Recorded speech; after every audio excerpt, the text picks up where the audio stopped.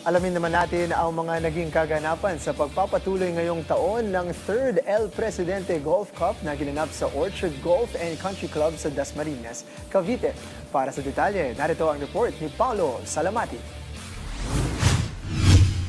Sa gitna ng mainit na panahon, nagpakitang gilas ang daan-daang mga Filipino golfers sa ginanap na ikatlong edisyon ng El Presidente Cup, isang charity golf tournament para sa mga kabataang atleta na inorganisa ni PBA legend Ramon Fernandez. Pinangunahan ni Fernandez ang ceremonial tee-off kasama sina Senator Bongo, Filipino rising star golfer na si David Charles Sardenia at iba pa mga sponsors at bigating personalidad na ginanap kamakailan sa Orchard Golf and Country Club sa Dasmariñas City, Cavite. Ikinatuwa naman ni Fernandez ang magandang itinakbo ng torneo, gayon din ang pagpapasalamat sa lahat ng mga nakiisa sa isang charitable event na magbibigay benepisyo sa maraming kabataang atleta sa bansa. Well, we have a better or more participants this year than last year. I think we were close to 120 participants this year. So I'm hoping that we can get a lot more next year. More sponsors especially. It's very heartwarming that you just go out there and execute a tournament just for the heck of playing, but you actually do it for a cause and see the cause right then and there. And the players also see exactly where their contribution is going. So we're in full support of anything that is related to sports and development. So I'm very happy to be part of this.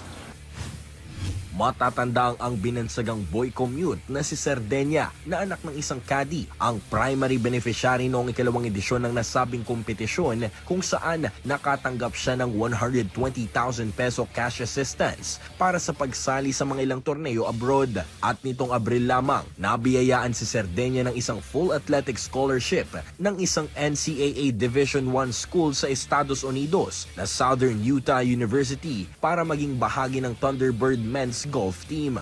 For me, gusto ko lang po sumaya din po, and gusto ko rin din po makapagpasaya po ng mga tao, and sobrang nagpapasalamat po kay Tito Ramon and Tita Carla dahil po sa kanila kaya po nakaabot ako dito, and sa mga tumutulong po lalo na po kay Senator Bongo.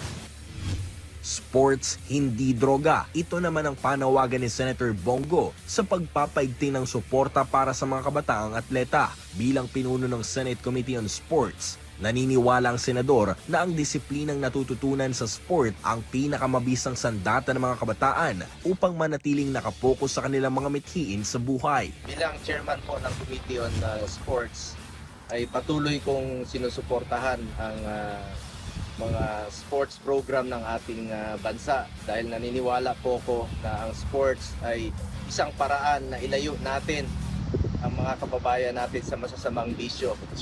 Get into sports, stay away from drugs to keep us healthy and fit. Once again, congratulations sa inyong pangatlong El Presidente Cup at sana magkaroon pa ng maraming El Presidente Cup muli sa mga susunod na taon.